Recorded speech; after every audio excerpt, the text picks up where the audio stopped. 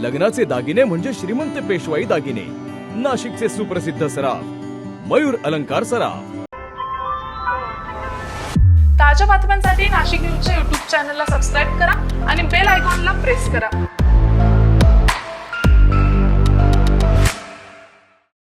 कुष्ठरोग हा शाप नाही तर एक उपचार योग्य आजार आहे. मायकोबॅक्टेरियम लॅप्रे जीवाणूमुळे होणारा हा जुनाट संसर्यजन्य रोग त्वचा, मज्जातंतू आणि नाकाच्या आतील त्वचेवर परिणाम करतो. सुन्नपणा, फिकट पॅचेस, बोटे वाकडी होणे किंवा नाक चोंदणे ही त्याची लक्षणे आहेत. संसर्ग झाल्यानंतर लक्षणे दिसायला 5 ते 20 वर्ष लागू शकतात, पण घाबरण्याचं कारण नाही. मल्टी ड्रग थेरपीने हा रोग पूर्णपणे बरा होऊ शकतो. म्हणूनच वेळेवर निदान करा, उपचार घ्या आणि जागरूकता पसरवा. सार्वजनिक आरोग्य विभाग, नाशिक महानगरपालिका द्वारे जनहितार्थ प्रसारित.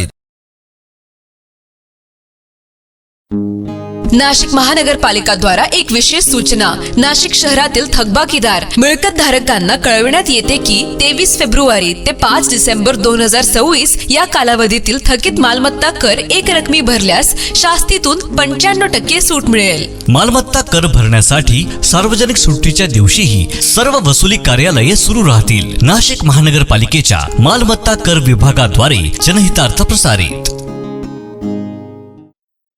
नाशिकच्या कुसुमाग्रज नगरीत गेल्या 3 दिवसांपासून सुरू असलेला 4था विश्व मराठी संमेलनाचा आज दिमागदार सोहळा संपन्न झालाय. या समारोप प्रसंगी बोलताना सर्वोच्च न्यायालयाचे निवृत्त सरन्यायाधीश भूषण गवई यांनी मराठी भाषेचा अभिमान व्यक्त केला. आपली मातृभाषा असलेल्या मराठीतून शिक्षण घेऊनच मी देशाच्या सर्वोच्च पदापर्यंत पोहोचू शकलो असे प्रेरक विचार त्यांनी यावेळी मांडले. या सोहळ्याला विधान परिषद सभापती प्राचार्य राम शिंदे, विधानसभा अध्यक्ष ॲडव्होकेट राहुल नार्वेकर, मंत्री दादाजी भुसे आणि उदय सामंत हे व्हिडिओ कॉन्फरन्सद्वारे व यांच्यासह दिग्गज साहित्यिक उपस्थित होते. नाशिकच्या ऐतिहासिक भूमीत मराठी संस्कृतीचा जागतिक स्तरावर पोहोचवण्याचे काम या संमेलनाने केले. यावेळी कला आणि साहित्याला राजश्रय मिळणे किती आवश्यक आहे यावरही मान्यवरांनी प्रकाश टाकलाय. कवी कुसुमाग्रज जे म्हणतात की माझ्या मराठी मातीचा लावा ललाटास टिळा, हिच्या संघाने जागल्या जरा कोऱ्यातील शिळ्या, त्या कुसुमाग्रजांच्या भूमीत हे चौथं विश्व मराठी साहित्य संमेलन आयोजित होत आहे. ही अतिशय आनंदाची बाब आहे. कला साहित्य यांना जर जोपायचं असेल, यांना जर पुढे न्यायचं असेल तर राजाशाही असल्याशिवाय ते होत नाही. आपण बघतो की आपल्या महाराष्ट्र राज्याला एक फार मोठी परंपरा लाभलेली आहे आणि महाराष्ट्रातील कला व साहित्य, संत परंपरा, लोकसंस्कृती ही या राज्यातील संत, तंत आणि पंत यांनी जागरूक ठेवली, यांनी पुढे नेली. या राज्यातील संतांनी ओव्या, अभंग, भारूड, कीर्तने यातून लोकजागर केला. त्यात मग तुकाराम महाराज असो, संत चोखामेळा असो, संत जनाबाई असो, परंतु शिवाजी महाराजांनी या सांस्कृतिक आणि साहित्यिक कलेला जो राजाश्रय दिला त्याबद्दल शिवाजी महाराजांचं जेवढं आपण उपकार मानू तेवढं कमी राहील. शिवाजी महाराजांच्या काळात पोवाड्याला एक नवं स्वरूप प्राप्त झालं आणि महाराजांनी शाहीर, गोंधळी, कीर्तनकार आणि लोककलावंतांचा सन्मान केला, त्यांना पुढे नेलं.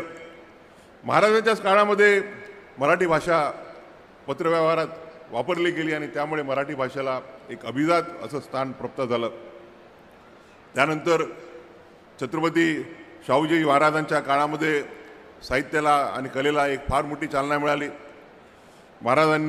शाहू महाराजांनी मराठी संगीत नाटक परंपरा पुढे नेली.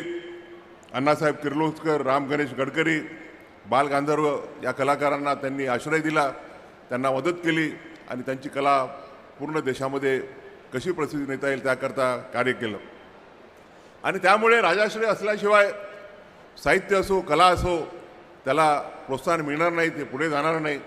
आणि याच भावनेतून महाराष्ट्र शासनाने जो हा उपक्रम सुरू केलेला आहे त्याबद्दल मी महाराष्ट्र शासनाचं, महाराष्ट्राचे मुख्यमंत्री, महाराष्ट्राचे मराठी भाषा मंत्री उदय सामंत यांचं अभिनंदन करू इच्छितो, महाराष्ट्र शासनाचं अभिनंदन करू इच्छितो. या समारोप सोहळ्यात विविध क्षेत्रात उल्लेखनीय कार्य करणाऱ्या दिग्गजांचाही गौरव करण्यात आलाय. प्रसिद्ध संगीतकार अजय अतुल यांना 5 लाख रुपये आणि सन्मानचिन्ह देऊन कलारत्न पुरस्काराने सन्मानित करण्यात आले. तसेच तारपा वादक भिकल्या धिंडा यांनाही गौरवण्यात आले. त्यांच्या तारपा वादनाने संपूर्ण कुसुमाग्रज नगरी ही मंत्रमुग्ध झाली होती. संमेलनाचे स्वागताध्यक्ष ॲडव्होकेट नितीन ठाकरे यांनी उपस्थितांचे स्वागत केले. Bureau report, Nashik news, Nashik. ताज्या बातम्यांसाठी नाशिक न्यूजच्या यूट्यूब चॅनलला सबस्क्राईब करा आणि बेल आयकॉनला प्रेस करा.